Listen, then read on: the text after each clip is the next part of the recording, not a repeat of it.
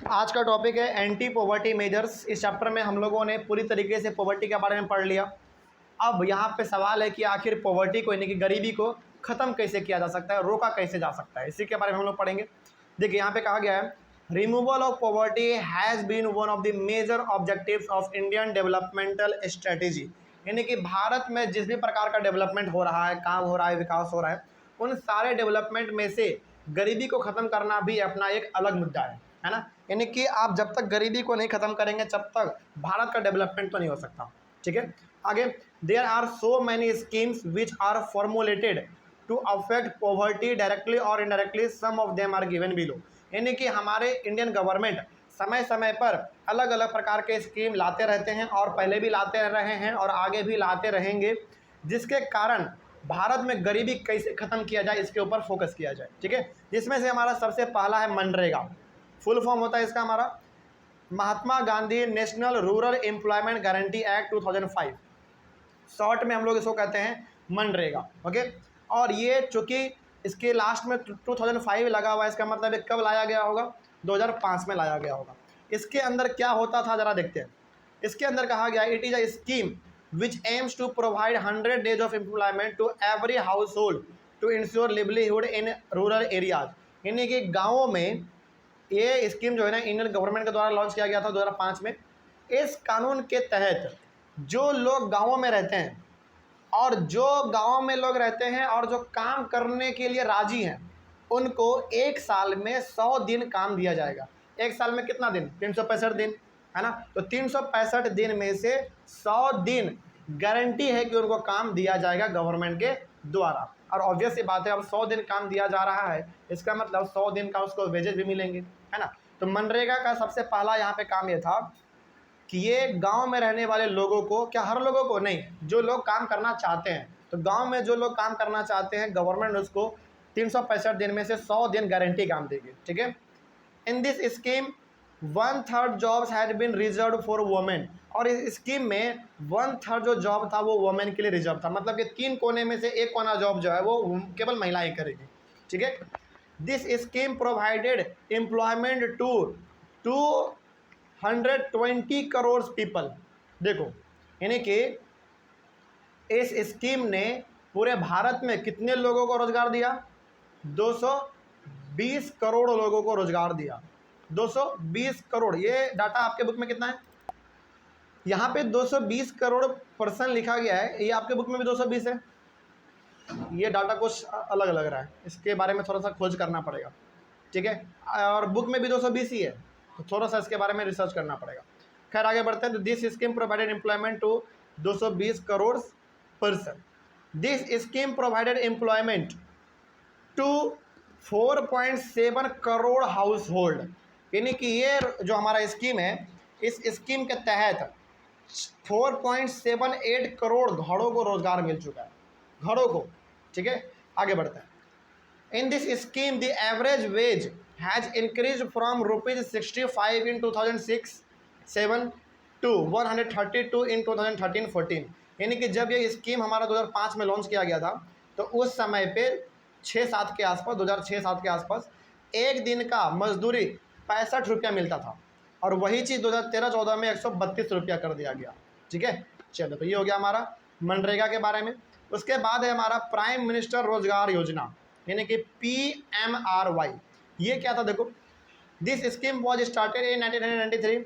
ये स्कीम 1993 में लॉन्च किया गया था।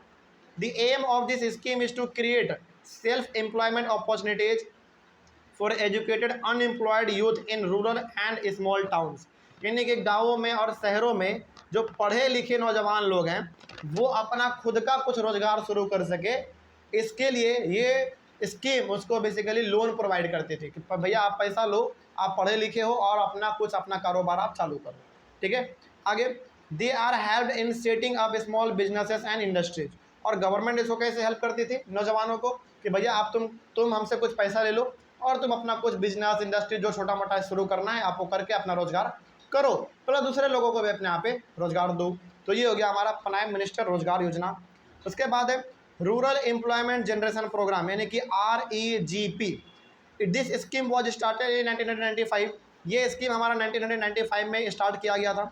The aim of this scheme is to create self employment opportunities in rural and small town. इस स्कीम का भी वही काम था जो हमारा PMRY का था, दोनों का लगभग हमारा सेम काम था, बस थोड़ा सा डिफरेंस ये है कि दोनों को अलग अलग समय पे लॉन्च किया गया था, यानी कि लगभग दोनों का काम जो था वो सेम ही था, कुछ अलग काम नहीं था। उसके बाद है स्वर्ण जयंती ग्राम स्वराज स्वरोजगार योजना। स्वर्ण जयंती ग्राम स्वरोजगार योजना यानी कि SGSY। इसमें क्या था देखो, दिस स्कीम वॉज स्टार्टेड इन 1999 यानी कि 1999 में ये स्कीम लाया गया था। The aim of this scheme is to bring poor families above the poverty line. पहला इस स्कीम का काम ये था कि जो भी गरीब फैमिली हैं उनको ऊपर लाया जाए, यानी कि गरीबी से उनको हटा के अमीरी की ओर लाया जाए, by organising them into self help group through a mix of bank credit and government subsidy.